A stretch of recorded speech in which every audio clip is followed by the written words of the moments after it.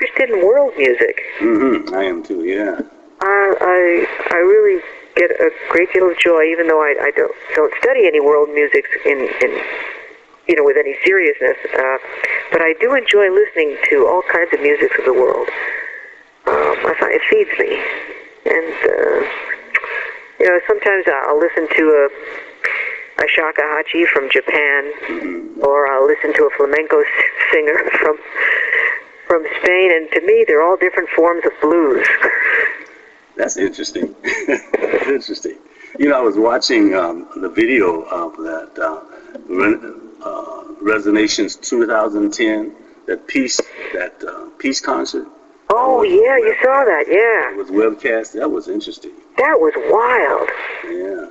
We were playing in real time, improvising in real time with musicians in the UN, at the United Nations in New York, a group of musicians in Beijing, and simultaneously another group of musicians in Seoul, Korea. And we all played together. Yeah, I noticed that. I said, wow. I was watching that. I said, well, that's hip. That's really hip. It was very hip. And, at first I thought it was going to be strange, because we could see the musicians on a screen and we could hear them through speakers. But, being, a kind of spontaneous person, I thought not having physical musicians there, near you to play with, that it would be strange. But in effect, what I found out was that there's such an impulse to connect to people when you're making music that you find your ears just stretched further out so that you could just reach across the ocean and play with these people. Did you have music, or did you just have to improvise as you went along? There was a lot of improvisation in it, but there were compositions that had improvisation in them. Big sections of improvisation. So we did have a structure, yeah. Okay. Yeah, that was very interesting. I really enjoyed that. Oh, that's wild that you were able to see that on the net. That's great. Because I had an interview coming up with this young lady. Trying to think of the name of what I did with the CD, but here it is. Yewan. And she's a jazz singer from Korea.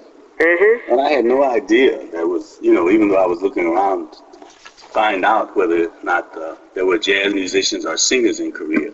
Oh, a lot. Matter of fact, at the school where I teach, we have a lot of Korean students. And, when they're finished studying and playing in New York, they head back there, and they're good players.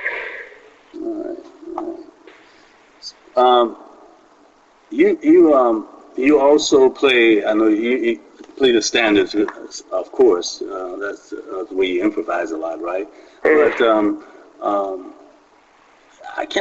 do I hear a little bit of, when I listen to your music, do I hear a little bit of like free jazz? Yeah. Well, for me, the whole thing's kind of connected. I love the American song. I love playing ballads. I grew up with that music, American songbook standards, and for me, it's a great joy to just play them because the melodies are so beautiful. But when I write a melody, to me, it's the same kind of flow and connection to melodic line. It's just different, but same impulse.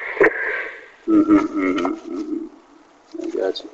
So what are you doing now? Where are you, besides teaching? Are you going to be performing anywhere? Yeah, I've got a performance coming up in New York City. If anybody wants to come across the ocean, I'm playing in Brooklyn on February 19th with a great band called Malumbo. Be a guest artist with them, and I'm looking forward to that. That's at the Knitting Factory. Yeah, the Knitting Factory in Brooklyn, New York. Okay. And see, you have one on March 13th. Is that correct? Yeah. Let's see, on March 13th, where am I?